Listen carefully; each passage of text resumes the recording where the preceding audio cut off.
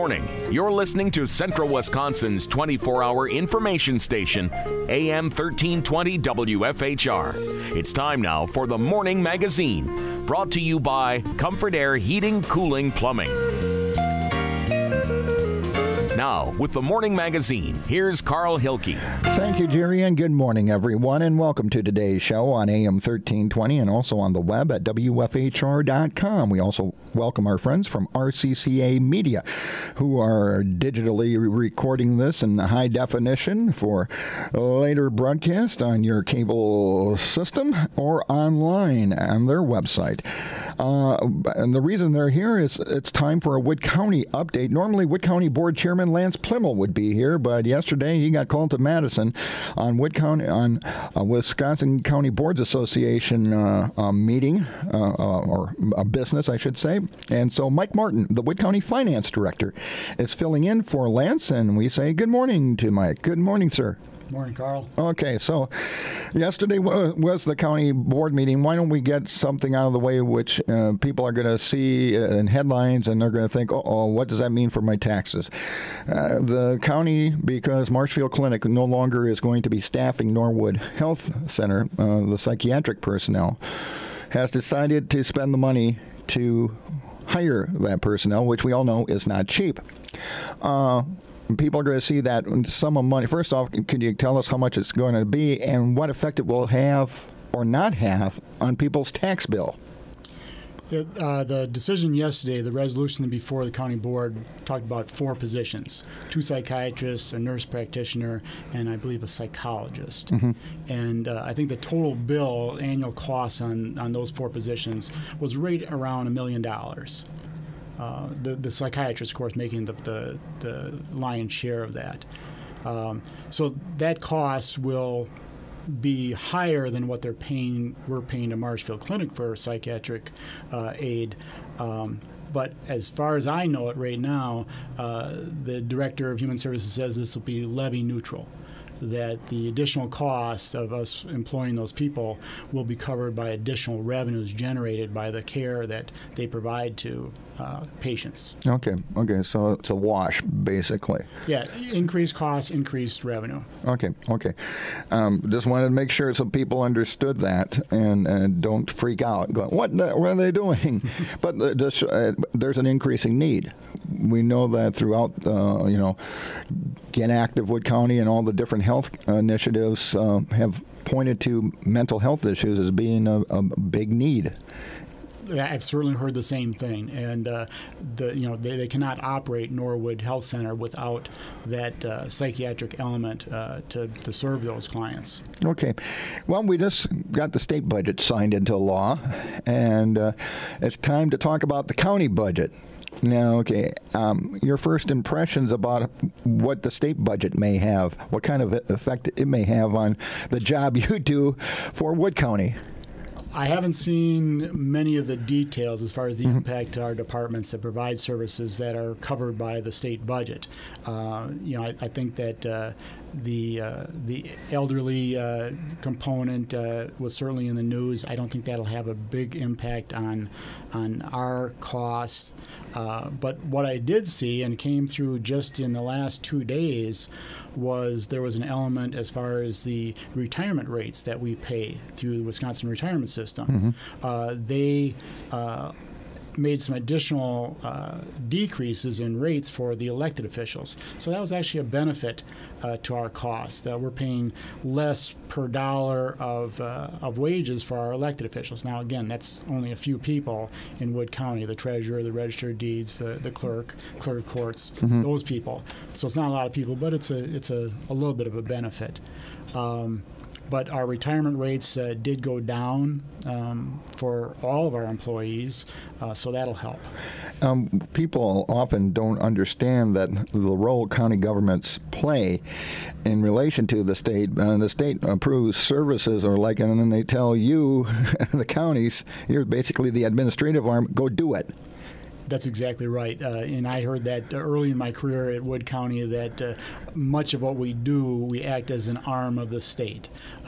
We have contracts with the state to provide, which is the biggest portion of our budget, our health and human services. And the majority of those are set by contracts we have with the state to provide those services. Okay.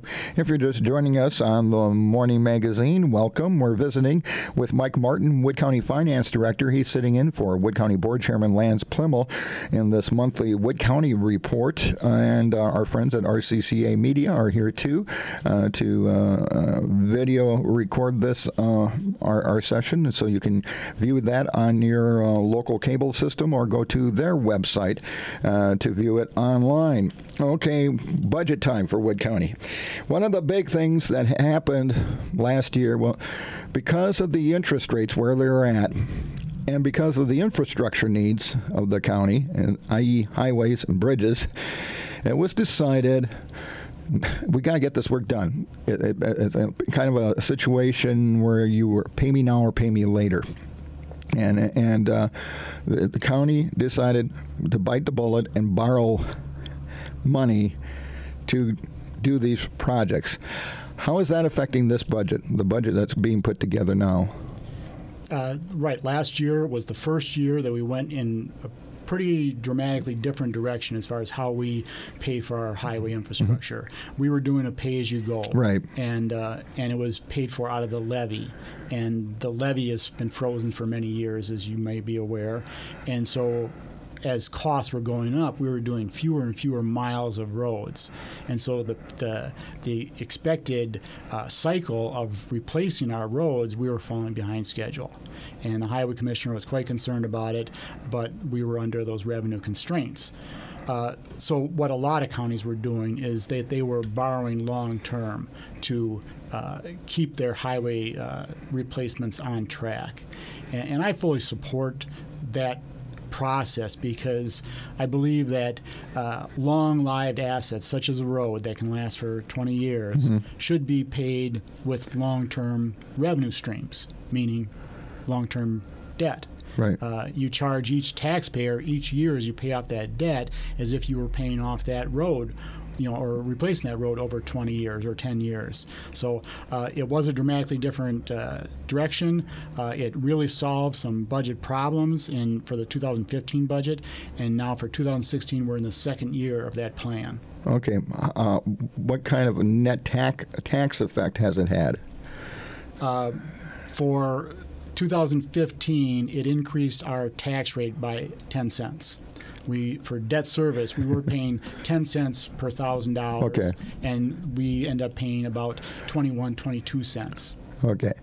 So that, when you compare what the needs are and what would happen if you had a catastrophe, say a bridge collapse or something, or a major pothole swallowing up vehicles, it's fairly cheap. I think that highway, the state of your roads is a public safety matter. Well, yeah, that's what I'm getting at. Yeah, people are very willing to pay to be safer, and there's a lot of dangers that can happen if highways deteriorate. Okay, so how is that affecting the next budget?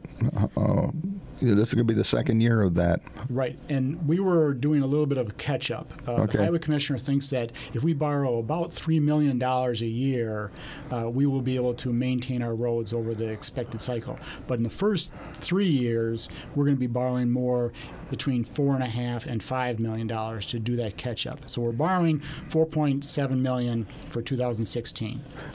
Okay. And the increased tax rate on that is going to be about 6.5 cents per $1,000, or $64 on a $100,000 house. Okay. Now, given that, with Wood County's strong financial rating and the like, what kind of rates are you getting for your borrowing? Well, we go to the market on August 17th, I believe it is, and we approve the low bid the next day at County Board. Our financial advisor, Springstead, think that we're going to get a little bit over 1% interest rates as far as low bid. Wow. So in areas of rising costs, where as far as how much it costs to replace a highway, when we're still in this era of low interest rates, it really makes sense to take advantage of the low interest rates now. Yeah, and take advantage, get the work done that needs to be done, and move on with it. Yes. Okay. What are some of the other aspects of the budget that you are working on? Some other areas besides the highway work that are going to be things that people will notice?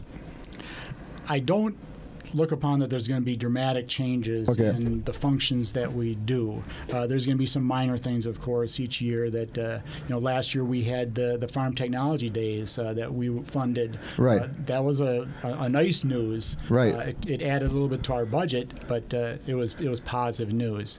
We're early in the process, so I don't know the details of what I might see when the departments turn their budgets in. You bring that up because I've talked with the Wood County's agricultural agent, Matt Lippert, about that, and the committees are getting together and they're still trying to figure out where it's going to be located in Wood County, but you're going to have expenses. But that's going to be offset by all the money and all the people that are going to be flocking to Wood County for Farm Technology Days. It's one of the biggest gatherings of any kind in the state. Yes, it certainly is a plus. So the money well spent. Yeah, so that's one of those things where you got to figure out your costs and then anticipate your income. Is that the balancing act did you have to do with some of these things? Well, our chairman, Lance Pliml, one of his favorite things, and he's in the business world, and he's also a county chair, but he always looks for a return on investment, and so he always talks about that. When he spends dollars, he likes to see a return on it. Now, in government, that's not always easy to compute. That's true. Because we're in the service thing, and it's not easy to actually compute the benefit sometimes. But in the case of the Farm Technology Days, I think that Chairman Pliml and a lot of residents will be satisfied that the ROI is a good number. Okay. Since you mentioned about that, you're a finance director, and people, often you hear this line, well, we should run government like a business, but it's really not, because a business exists to make a profit. Government exists to provide certain services that the taxpayers, through their representatives or directly, have decided that they are willing to pay for collectively. Correct? Correct. It's a debate that's been going on for quite a while, but it's intensified recently. Sure. But each year, I think the county looks at can private enterprise do this better than us? That's a growing trend, and we hear about partnerships, private-public sector partnerships. You in the private sector, you do this better than us. You take care of that, and we'll take care of this, because the private sector says, don't dump everything on us. and so you end up with these balancing acts, or these, as they used to call it, dating back to the era of Tommy Thompson as governor, the public-private partnership.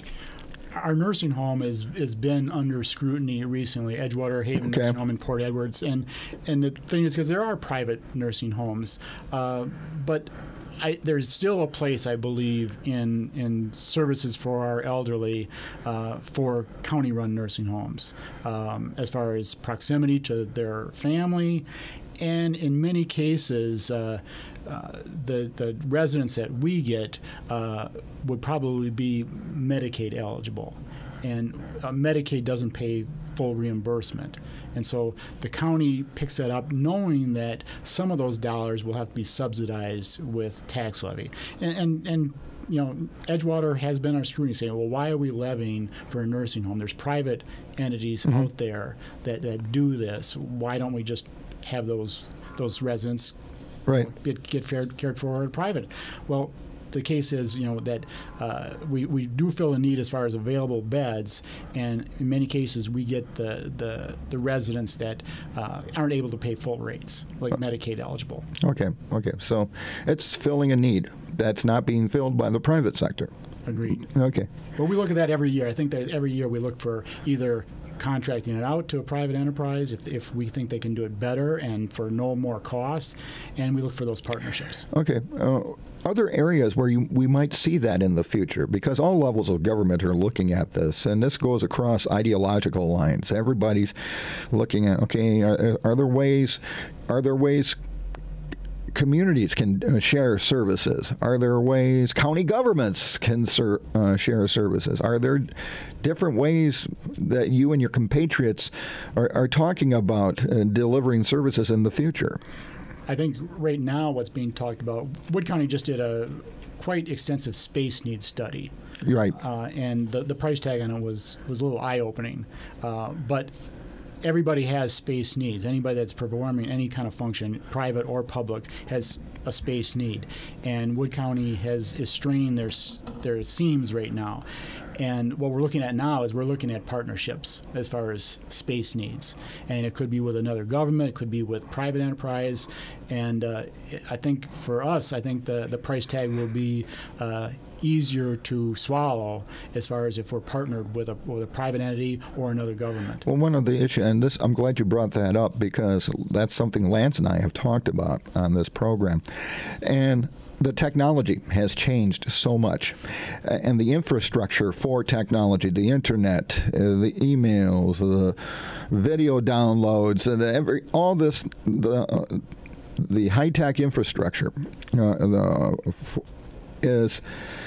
was not thought of when the Wood County Courthouse building was first built. And now you got all of this happening, and you need to upgrade your infrastructure in order to continue doing your work, just doing your day-to-day job. Two of the high technology areas, as our IT department, our right. information technology, they're in a bad spot right now as far as in the courthouse, where it's difficult for them to do their work under either the environmental conditions or just the space. And our dispatch center, our dispatch center, when it was put where it is now, was thought to be temporary, and it's been quite a few years now that they've been operating that. So those are the two departments that are high on the list as far as moving to a better area as far as providing their services. Overall, as the finance director for Wood County, are we in a good financial shape as we look at these challenges, whether they be roads or IT, whatever? Are we in a good shape to handle these challenges? We're definitely in good shape as far as our debt load. Okay. Like I said earlier, we were at 10 cents per $1,000 of our tax rate for debt service, principal and interest on our debt, and now we're about 22 cents. So we can absorb that, and our 10 cents per thousand, we were of the 72 counties, we were in the 70s probably as far as our debt load, or at least the high 60s. So we've got the ability to handle those increased costs as far as getting caught up with our highway infrastructure or even building needs.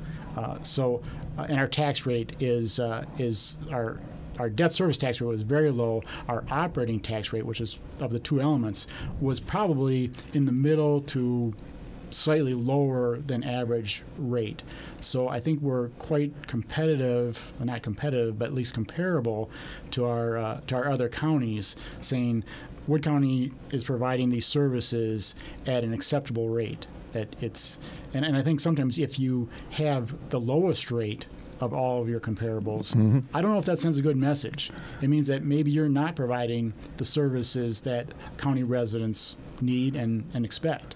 So I think being in the middle of the pack positions us good to try to hold that rate where it is and still be comparative to a positive extent with our other counties. Well, you bring up a good point there, because when businesses are looking to locate to an area, one of the high standards now, it's higher than even taxes, is quality of life. Because they're looking at, can we recruit the people we need to man those operations in Wisconsin Rapids or Wood County?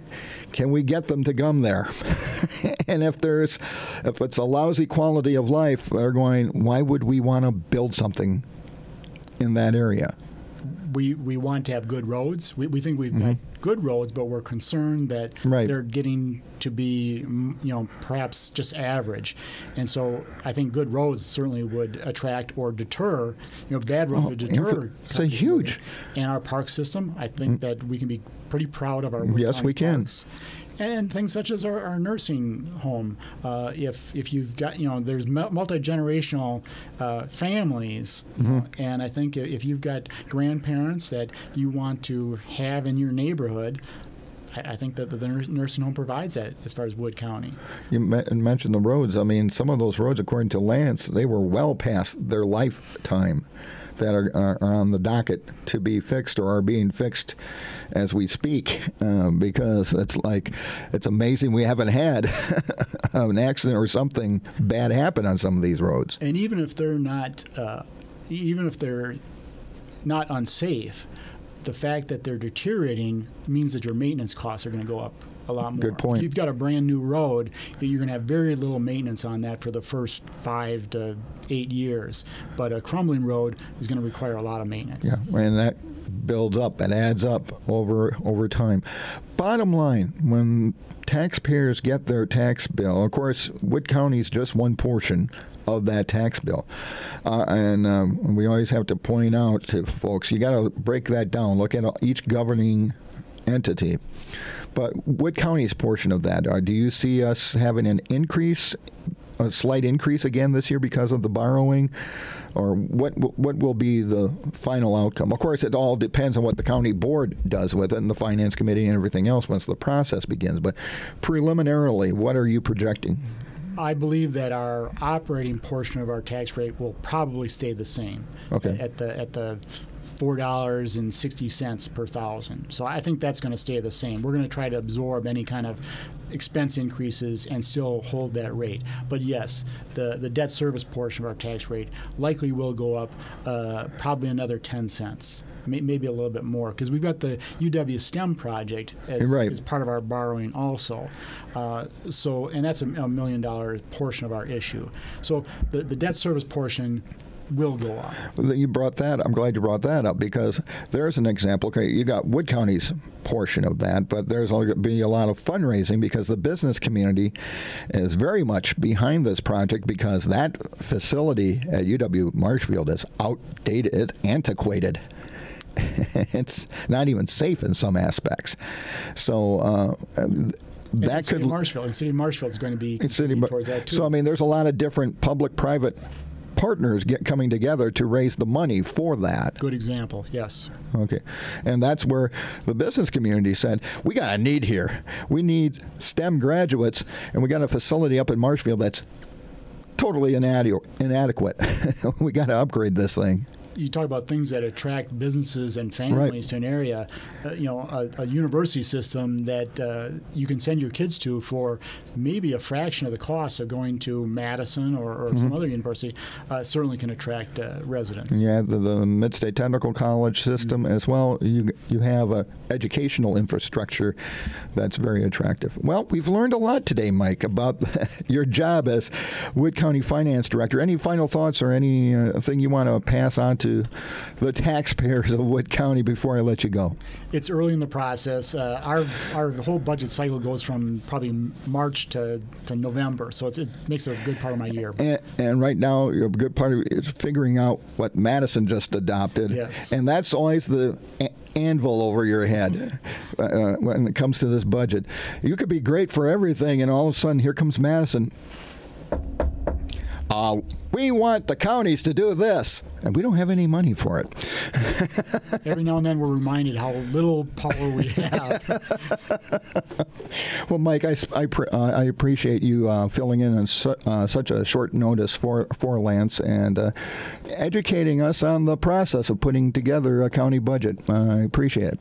Thank you. You're welcome. Okay, Mike Martin, Wood County Finance Director, wrapping up part one of today's edition of The Morning Magazine. The Morning on AM 1320 and WFHR.com. We also thank our friends at RCCA Media for recording this segment of today's show. The Morning Magazine, as always, is brought to you by Comfort Air.